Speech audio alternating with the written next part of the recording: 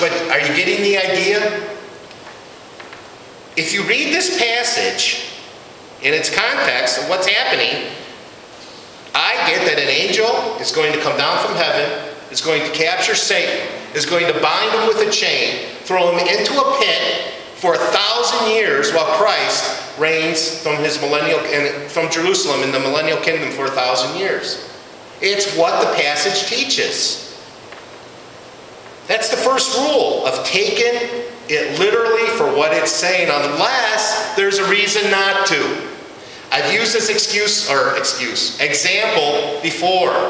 If I say it's raining cats and dogs out there, do you people actually expect to go out and have cats and dogs falling from the sky? It's a spirit. It's a symbolism. It's an allegorical. What's the word I'm looking for? Phrase that we use in the English language, and we all know what it means, right? When Jesus says, "I am the door," do we literally think that Jesus was made out of wood and he had a doorknob on him and a lock in it? Right? We think no. Jesus is speaking allegorically. What does that symbolize to us? That he's a door. And what do you do with a door? You open it up and you walk through it, right? But aren't those things really easy to spot as a figure of speech and not to be taken literally? Is there anything in this passage from Revelation to tell you that it's a figure of speech and not to be taken literally? No, it's not. It seems like it's John relating a vision that he received of what he actually saw happening in the future. And there's no reason to interpret it any other way. The second rule is called the law of double reference. When I grew up, I was playing with G.I. Joes and riding bicycles and reading comic books. My favorite was Superman, by the way. When I went to Bible school, they also taught us a rule called the law of double fulfillment. The man who wrote the book does not believe in the law of double fulfillment. I've read his arguments against it, and I haven't come to a conclusion yet. It's hard to give up something that you were taught to be true. He's got some very good arguments, so I'm not even going to... The law of double fulfillment is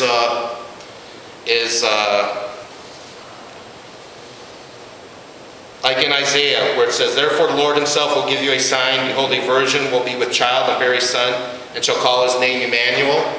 Okay? What they taught us in Bible college that this meant was that there was a young woman, because the Greek or the Hebrew there for virgin is can also be translated young woman. And that this is a prophecy about what is going to actually happen back then in those days. But it has a double fulfillment with also referring to Christ in the future. You see what I'm saying? He's got reasons why he doesn't believe that, so I'm not even going to touch on that today, except just to mention it. But the rule of the double reference. This rule states that a passage of Scripture can speak of two different people or different events that are separated by a long period of time. In the text, they are blended into one picture, and the time gap is not represented in the text by itself. And here I have an example, which is Zechariah 9:9-10. In reference to his first coming, the text says, "Rejoice greatly, O daughter of Zion. Shout in triumph, O daughter of Jerusalem. Behold, your king is coming to you. He is just and endowed with salvation, humble and mounted on a donkey, even on a colt, the foal of a donkey." In reference to Christ's first coming. Then the passage just jumps to this. "I will cut off the chariot of Ephraim and the horse of Jerusalem, and the bow of the war will be cut off, and he will speak peace to the nations, and his dominion will be from sea to sea, and from the river to the ends of the earth." Then it jumps to his second coming, to where he's the ruler during the millennial kingdom, with no indication that there's a gap in there. See what I'm saying? We, as Western thinkers, don't really think like that, do we? We like things chronologically laid out for us in a nice little time scheme. Okay? Does that one make sense to you? Because it makes sense to me.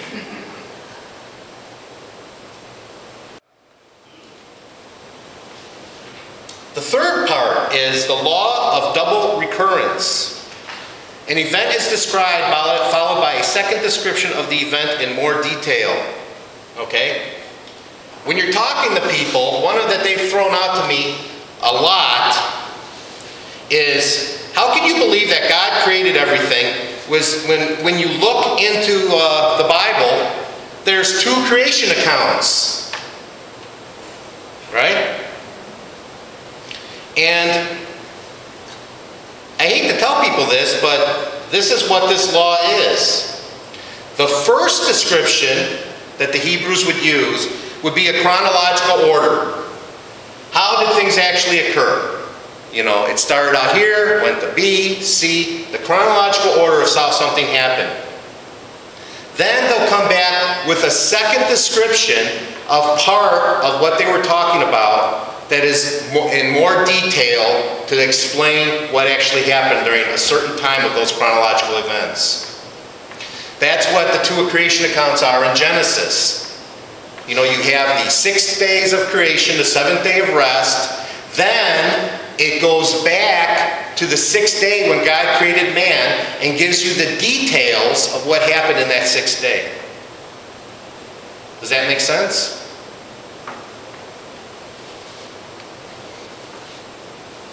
You see, these books are historical.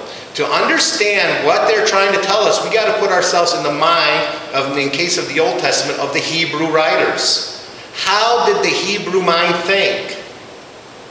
See, they're not going to actually totally relate things to us the way our Western mind thinks. And these were just common ways that Hebrews would write. Rule 4, the law of context. A text apart